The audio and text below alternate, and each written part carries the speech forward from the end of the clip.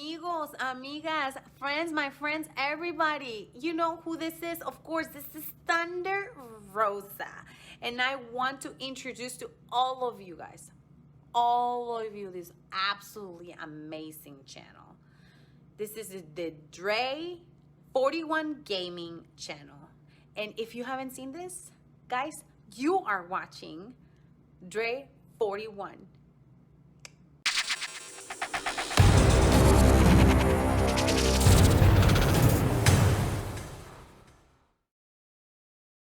What's up, y'all? It's your boy Dre41, aka Mr. 4K, aka El Fuego, Spicy Dre, and welcome to another episode of The Ultimate Fighter on King of Colosseum Red and Green. Listen, we ain't gonna make a long intro. We gonna get straight to it. Let's get it.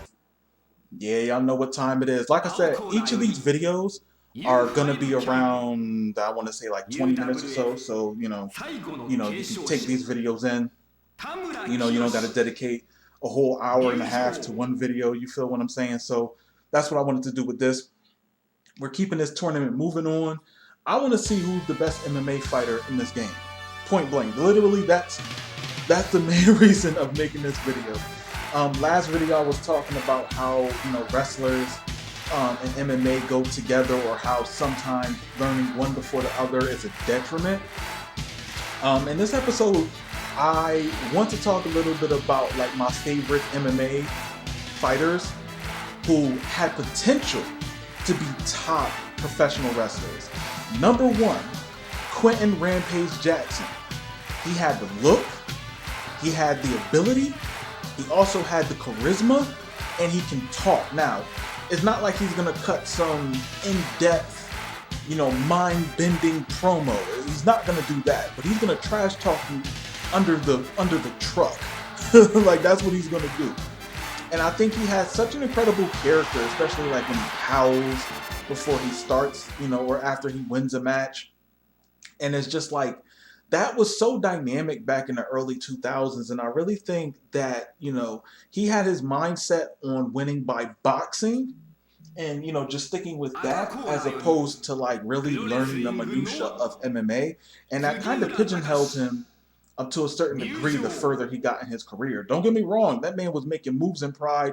He was the UFC light heavyweight champion. Like, my man was doing big numbers. So I can definitely say that Quentin Rampage Jackson would have been a great wrestler. Now, I know they brought him in Impact Wrestling, TNA, whatever you want to call it.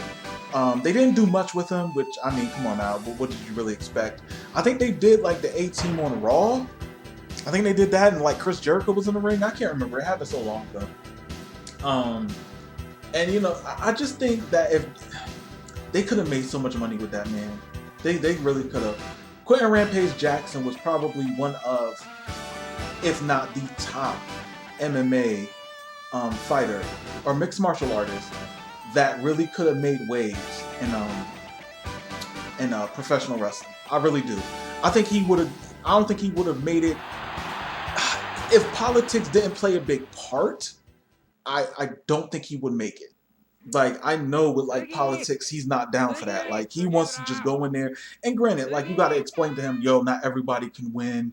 You feel me? Like, you got to take an L. It helps the story. As long as you put him in a story that I think matters, I think he wouldn't mind losing, as long as he's not like being jobbed the hell out. You know what I'm saying? Like, simple stuff like that. So I think that would be cool. But that's like, I think with like a majority of MMA stars, I don't think they want to just take L's like that, because they're so competitive, and them taking an L, even though if it's pre-planned, it's still an L in their eyes. You feel what I'm saying? So I think that would have probably been a detriment to his career if he ever made it into professional wrestling. I think the politics of it and the wins and losses, things like that. Like, you give him a good run and you say, hey, listen, you got to take some L's, we got to rebrand you, build you up, things of that nature. So I think he definitely would have made some waves if he would have made it into professional wrestling. Honestly, at that point in time in his career, the only option would be WWE. You know what I'm saying? Like, there wouldn't be anybody else to go to at that point in time in his career. Right now, if he was like a star in MMA now, of course, you got to throw in, the AEW, you got to throw in the New Japan. You know what I'm saying? He could even work indies, you know, if they pay him well enough, which I doubt. But, you know, it's a lot of options now as opposed to what there was out there when he was in his prime. Another guy that I think would have been great, a great professional wrestler, because he has some of the same abilities, or if not all the same abilities as Rampage Jackson, was Tito Ortiz. Now, Tito Ortiz is a stranger.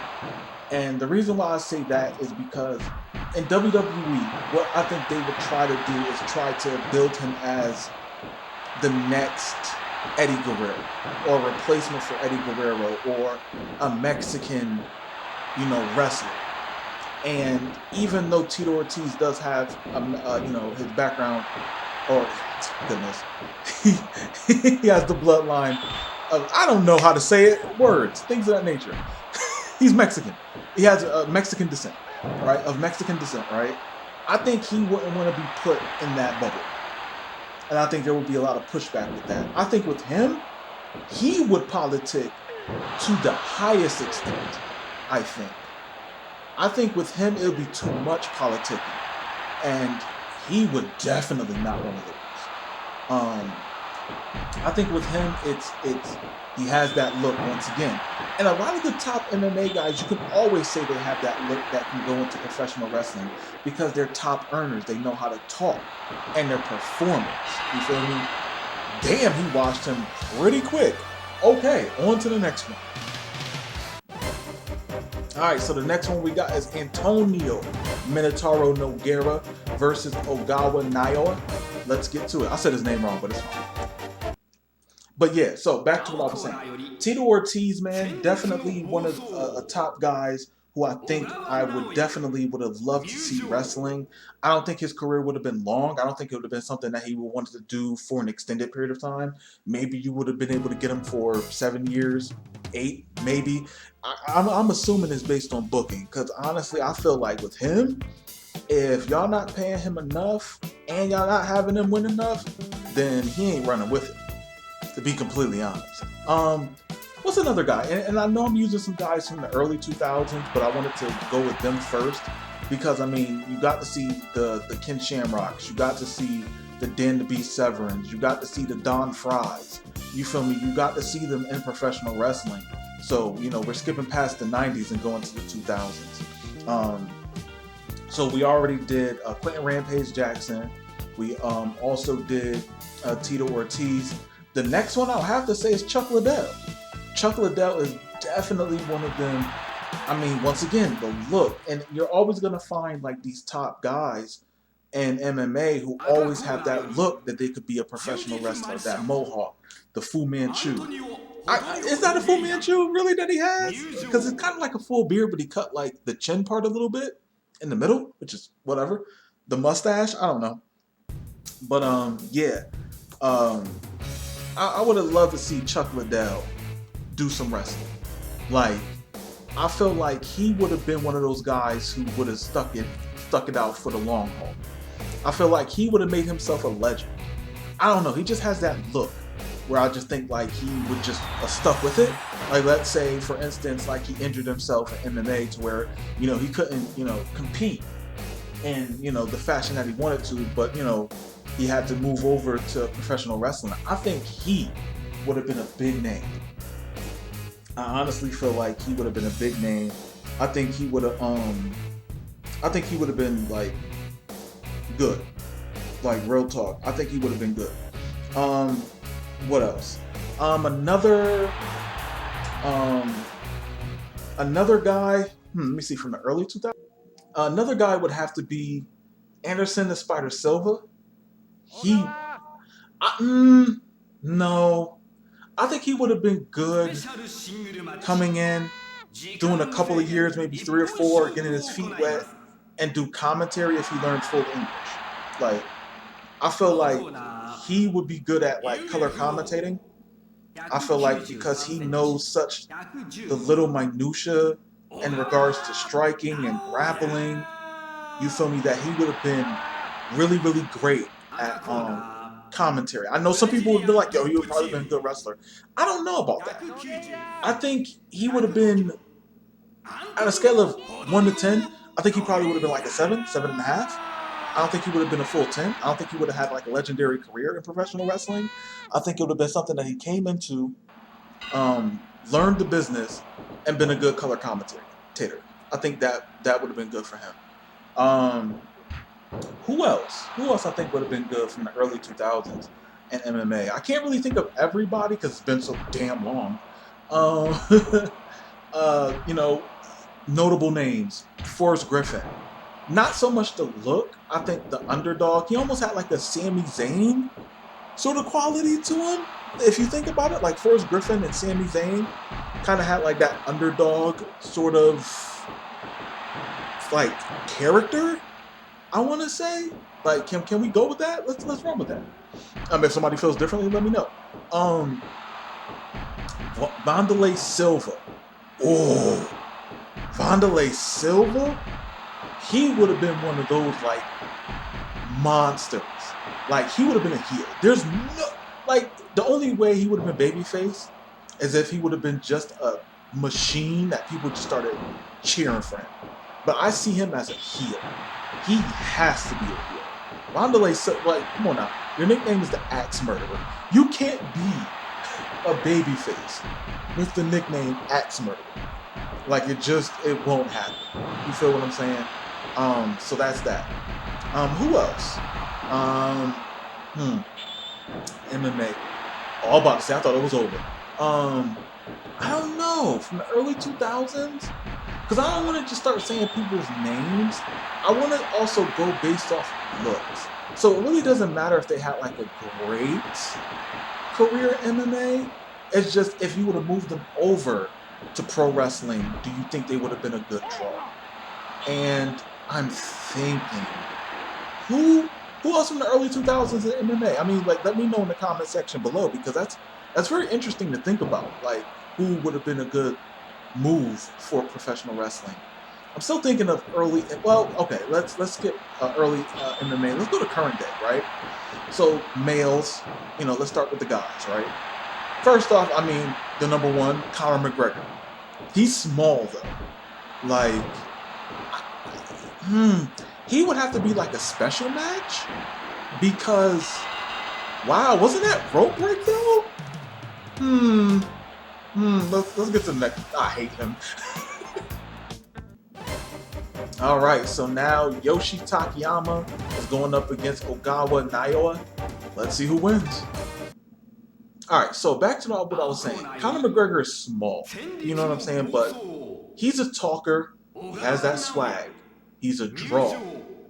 I can't say he wouldn't be world champion because, hell, Rey Mysterio was world champion and WWE champion, so I can't really sit there and say that it's far beyond his ability. And I think he would definitely be a draw. You can't use him all the time, but he would definitely be a draw. And he'll definitely have a Brock Lesnar schedule. Probably less than that. He probably wouldn't work as much. You know what I'm saying? Like, he'll do his 5 dates a month. Real talk. And he might throw in, if he feels the need to, maybe a house show. Maybe. I mean, not even, okay, so since we're doing current day, we're not going to just sit there and say WWE. We'll do AEW. Feel me? So I could definitely see him going to AEW. I can definitely see that. So Conor McGregor, yeah, overall has that look. Definitely has the talking ability, the draw power. He will bring AEW, I think, to the next level. Don't get me wrong, AEW has a great roster, but they don't have a megastar. They don't. Like, they don't have someone with that crossover ability. As much as people sit there and say Chris Jericho is like the guy, he's really not. Like, he doesn't have that crossover ability. Like, he is in there, but he doesn't have it like, let's say, The Rock or Stone Cold Steve Austin or, you know what I'm saying, like Dave Bautista. You feel me? He doesn't have that. You feel me? So, that, like, Chris Jericho, for all intents and purposes, is a pro wrestler. Or sports entertainment, whatever you call it. But, yeah, Conor McGregor would definitely bring AEW to the next level. Easily. let's say for the women, well, I mean, Paige Van Zandt, honestly, I'm gonna keep it 100. Paige Van Zandt, right? And she already moved over to wrestling, right? Do I think she's in it for the long haul? No. I don't want to be negative about it, but I feel like she might not have like the it factor.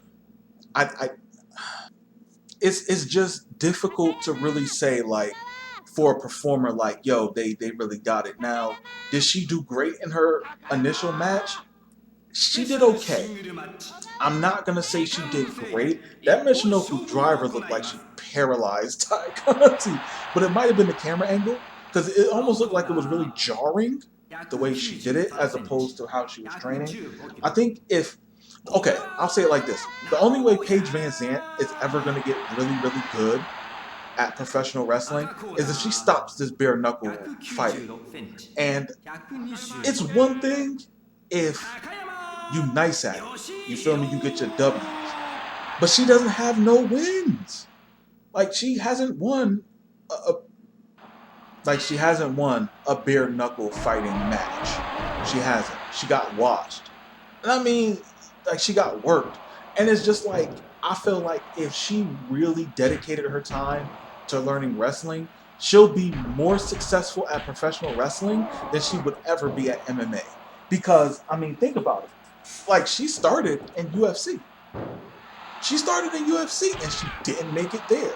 Now, you can sit there and say what you want. She took L's. Like, Dana White isn't going to let somebody go, well, depending on what they do. He's not going to let somebody go who's successful and makes him money and who's a draw. Like, it doesn't make sense. You feel me? Like, as much crap Conor McGregor has given him, you feel me? Dana White's not going to let that man go because he knows he's a draw. So I would say that the only way I can see Paige Van Zandt really being a credible name in the world of wrestling, she has to quit bare knuckle fighting and focus her attention on learning the ins and outs of professional wrestling. I think that's like the only way. Other than that, then she's just gonna have like these little matches here and there, and it's not really gonna mean anything. Like personally, I don't think it's gonna mean anything. Like when you coming in for little fights here and there, it's like honestly, it doesn't matter. Like okay, she has like some of these matches where, you know, it's a storyline built up to it, but it was a group setting. It was, you know, it was Scorpio Sky and Ethan Page. You feel me? So it was like, all right, so you need a woman to go in there. I think that was it. But other than that, she needs to like really be there. So we'll see. Heavyweights, Francis Ngannou. I think he would be a great heavyweight. Probably wouldn't be a great talker as far as draw goes and just having that raw power and being able to beast people. That would be hard. And Yoshi running through him. He ain't playing. Let's get it.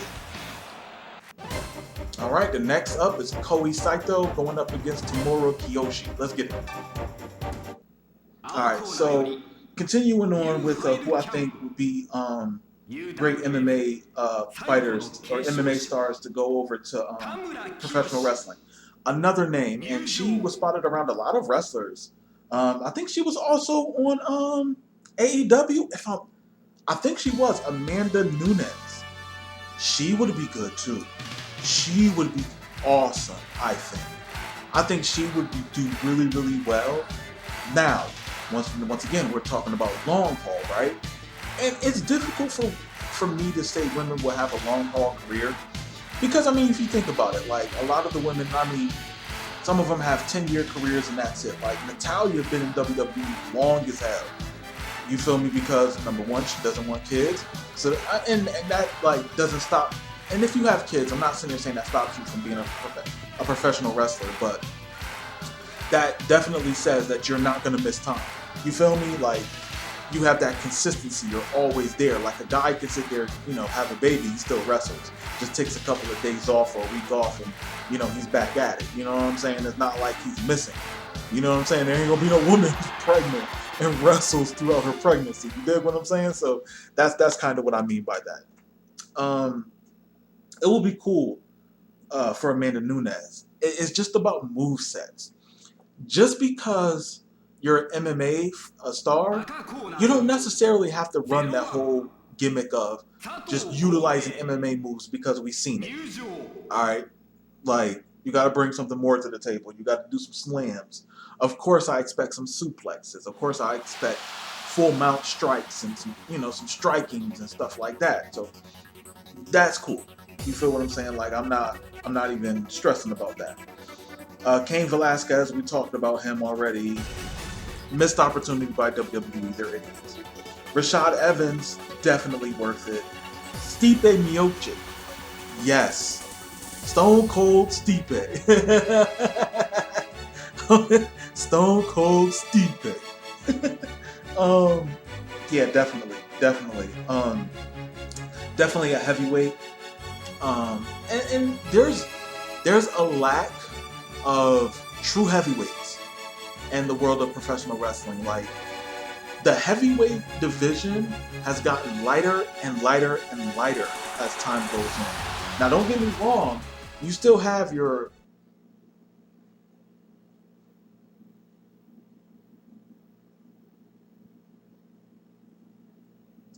Brock Lesnar's, your Bobby Lashley's, your Drew McIntyre's.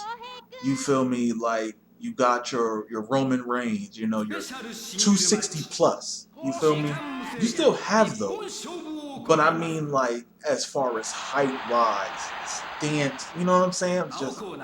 Just the big heavyweight. You feel what I'm saying? So it's like those type of guys, you know what I'm saying, you gotta bring in. Like, because those are the larger-than-life guys. You feel me? They step into a room and everybody got to turn. Like, who was this big mother? Like, you know what I'm saying? Something like that. That's something that I feel like, oh, definitely on AEW side is lacking. Don't get me wrong, they got Powerhouse Hobbs. Damn, who else? They got Wardlow. I don't know how tall Wardlow is, but I think he's like 270, something like that. They got a couple of guys, but as far as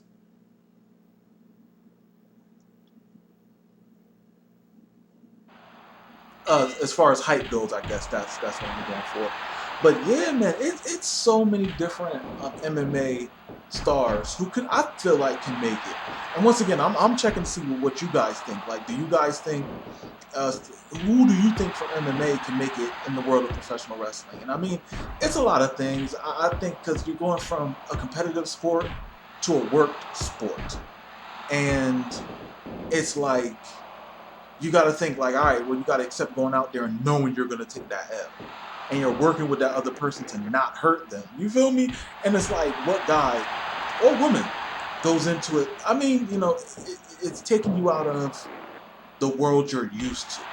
And now you're working with that person to put on a great match, to make people cheer, to make people care about you. You feel me? And then it's like, you got to be able to cut promos. Some people, and not the people that I named, but, maybe even them. But it's like, to be able to be successful, you got to be able to cut that promo to make people care. You got to be able to do that. If you can't do that, you're a lost cause. You out here in the wind. I mean, you're just another performer. Like I said, you got to have that drawing ability. Like, Ronda Rousey probably ain't the best talker in the world, but she's a draw. You know what I'm saying? People will come to see her. People will buy her merchandise. You feel me? So that's what that is, and that's just a fact. Damn, he's getting worked, boy. Oh, he's getting worked. Yeah, Tamura is just using all his submissions, all his finishers. It might be over. Nope, not yet. But yeah, I mean, like I said, y'all guys let me know, like, who you think could be a good move. I'm not going to sit there and say who in professional wrestling can make an MMA, because that's not going to happen. 9 out of 10 times, that's not. You got to be a special breed to even consider. You feel me? And it's like, there's not a lot. There's not. It just is what it is. I would say, like, if I was to bring an MMA guy over, like if I got to choose from any timeline throughout MMA creation to bring them over, I would have to say Rampage Jackson. Honestly, I think he would have been a beast. So yeah, that is it for this episode. Once again, yeah, I have to go with Rampage Jackson. But let me know who you think from MMA can make it over to professional wrestling in the comment section below. But other than that, guys, subscribe if you're new here. Like this video, I definitely would appreciate that. And you stay safe. Catch you guys on the next video. Later.